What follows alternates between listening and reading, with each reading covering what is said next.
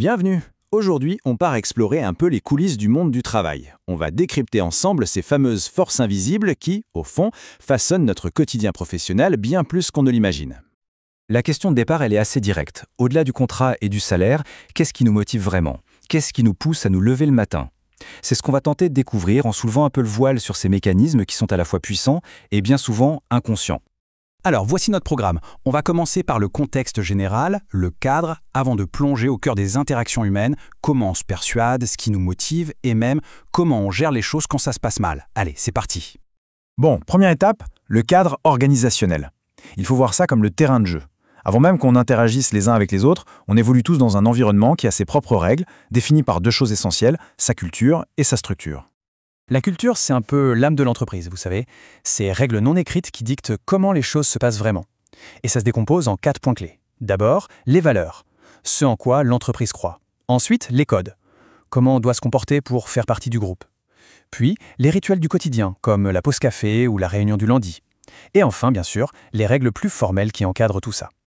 Et si la culture, c'est l'âme, eh bien la structure, c'est le squelette. D'un côté, on a la structure horizontale, beaucoup plus souple, qui mise sur la collaboration, l'innovation, les fameuses soft skills. De l'autre, la structure verticale, la pyramide classique, qui privilégie l'expertise technique, l'exécution, les hard skills. Forcément, notre rôle ne sera pas du tout le même dans l'une ou dans l'autre. Et là-dessus arrive le numérique, qui vient un peu tout chambouler. Les outils comme Slack, Teams ou les wikis internes, ce ne sont pas juste des gadgets. Non, ils redessinent complètement les interactions. Ils donnent plus d'autonomie et l'information circule beaucoup plus vite et partout. Ça change la donne. Ok, alors maintenant que le décor est planté, intéressons-nous à ce qui se passe à l'intérieur, comment les gens interagissent entre eux. On arrive au cœur du réacteur, c'est-à-dire les relations humaines. En fait, on peut dire qu'il y a 3 grands types de relations qui coexistent en permanence au bureau. Il y a les relations formelles, très structurées, comme un entretien annuel, celles qui sont informelles, beaucoup plus spontanées, la discussion à la machine à café par exemple, et enfin les relations d'autorité qui sont liées à la hiérarchie, et tout ça bien sûr ça s'entremêle constamment. Et au centre de toutes ces relations, il y a quoi? La communication. Pour convaincre, pour faire passer une idée, pour influencer, on utilise tous, souvent, sans s'en rendre compte, une sorte de boîte à outils de la persuasion. La base de tout ça, c'est l'argumentation. C'est tout simple. C'est l'art d'utiliser des arguments pour amener quelqu'un à être d'accord avec nous. Voyons un peu les techniques les plus courantes. Premier outil, très classique, l'argument d'autorité.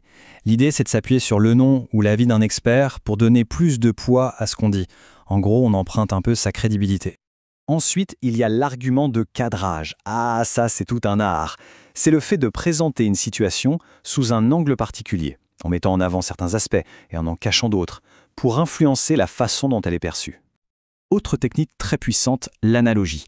Là, on compare une situation nouvelle à une autre, similaire, qui a déjà fonctionné dans le passé. Ça rassure, ça rend l'idée moins risquée. Si ça a marché hier, pourquoi ça ne marcherait pas aujourd'hui? Et enfin, l'argument de communauté. Celui-là, il joue sur notre besoin d'appartenance. On fait appel à des valeurs, à une culture commune pour rallier les gens à sa cause. C'est un appel direct à l'identité du groupe. Donc, si on résume, tous ces arguments servent un objectif plus large, l'influence. Le but du jeu, c'est de persuader, pas de contraindre.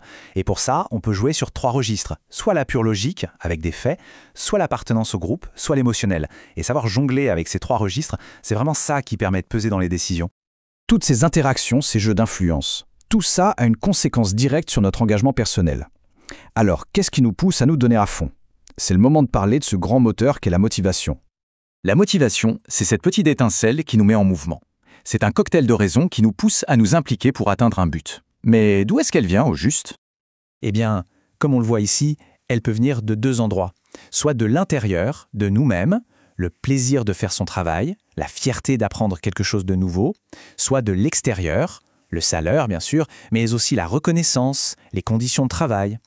Tout l'enjeu pour une entreprise, et pour nous-mêmes, c'est de nourrir ces 2 sources. Mais soyons honnêtes, les relations humaines, ce n'est pas toujours un long fleuve tranquille. Le revers de la médaille, c'est le conflit. Il est quasi inévitable, mais la bonne nouvelle, c'est qu'on peut apprendre à le gérer. Un conflit, au fond, c'est simplement une opposition. Un désaccord sur des intérêts, des sentiments, une divergence de point de vue. La vraie question, ce n'est pas tant de l'éviter à tout prix, mais plutôt de savoir comment réagir quand il survient. Pour gérer une situation un peu chaude, voici une méthode qui marche bien, en 4 temps. D'abord, on identifie le vrai problème, on gratte un peu sous la surface. Deuxième étape, et c'est crucial, on reste neutre, on analyse les faits objectivement. Troisièmement, on pratique l'écoute active, on cherche vraiment à comprendre chaque point de vue. Et enfin, seulement après, on essaie de construire une solution ensemble, un consensus qui soit acceptable pour tous. Voilà, on a fait un petit tour d'horizon de ces forces cachées qui animent nos lieux de travail. Maintenant, la question la plus intéressante, c'est celle qu'on peut se poser à soi-même. Et chez moi, dans mon entreprise, quelles sont les forces qui sont réellement à l'œuvre? C'est une bonne réflexion à emporter avec soi.